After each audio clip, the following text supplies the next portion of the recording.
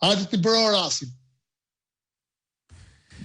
Paloka dhe një pyetje të fundit, duhet ju pyes për, sepse zoti Berisha ndodhet në fakt në takimin e SDI-s në Sao Paulo të Brazilit, është edhe zgjedhur atje si zëvendës president, një lajm shumë i rëndësishëm ky për opozitën shqiptare, por duhet ndalen pak tek rezoluta e 5 e cila u miratua, është shumë e fuqishme për situatën politike në Shqipëri, ku theksohet ndër të tjera se zgjedhjet e 11 majit, sipas OSBE-u karakterizuan nga keqpërdorimi masiv i burimeve publike, blerje votash, intimidim dhe drejtësi selektive, duke cënuar garën e lirë dhe të ndershme. Sa rëndësishme është kjo rezolut në një kohë kur komisionera për zgjerimin Marta Kos vjen këtu në krah të Ramës dhe u duk sikur mbajti një deklarat si të ishte ministre e qeverisë, sesa një përfaqësuese e Bashkimit Evropian që ka dhe atë raportin e SOBE-ut që i ka dënuar këto zgjedhje.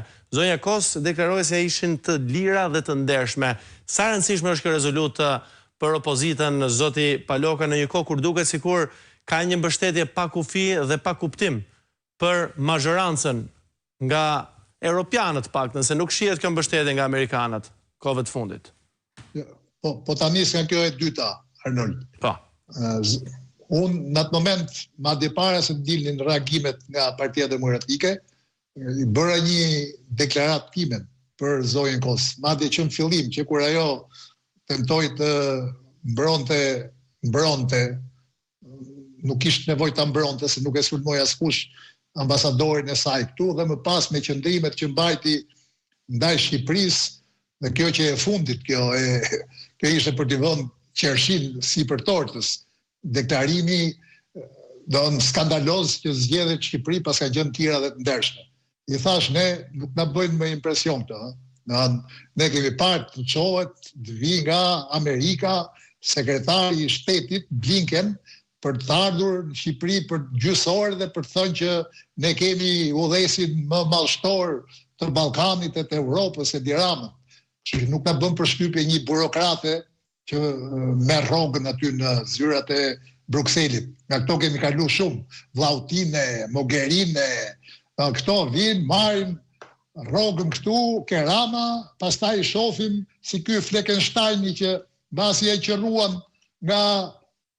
nga eurodeputet, se ky ka qenë një nga ata që vinte merrte këtu, kostet një mbas një dhe mbronte Ramën.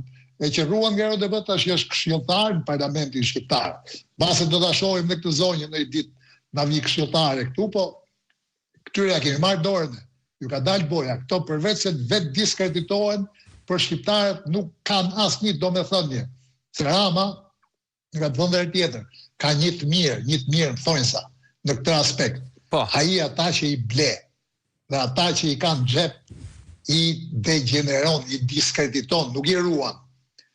Ajo pamja e kësaj zonjës, do të them ngelin mendje, pamja e kësaj mbasi deklaroi që në Shqipëri zgjedhjet kanë qenë të lira dhe të ndershme, kur u kthye nga Rama, ishte tipike pamja sikur po i thonte, "Ha shefi, e thash mirë, kanë e meritova këstin e radhës." Shifini ato pamje, është fiksu me një buzëqeshje prej servile, prej shërbëtore. Kështu që thash, as nuk na impresionon kjo, ne e dim gjithë shqiptarët për fat mirë apo të keq, më shumë për fat keq, e din që zgjedhja në Shqipëri nuk ka pasur, dhe nuk reagojnë, kjo është që them për fat keq, dhe ka dhe institucione tjera, si ky që po diskutojmë, të cilat jo sot, po që para zgjedhjeve, paralajmëruan atë që do ndodhte në Shqipëri. Kemi pasur rezoluta të organizmave më të fuqishme ndërkombëtare të partive të qendrës dhe të qendrës djathtë, partive popullore dhe atyre konservatore që e kanë denoncuar që përpara zgjedhjeve atë që do ndodhte. Sot çdo idiot, po them, që nuk punon si zonja Kos, ka raportin e OSBE-ut dirit dhe mjafton ta lexoj për të deklaruar se çfarë ka ndodhur me zgjedhjet. Asgjë më tepër nuk ka nevojë. Ose minimumi mund mos i komentonte fare. Gjithsesi, nëse do të kishte një minimum respekti ndaj kolegëve të saj të OSBE-ut.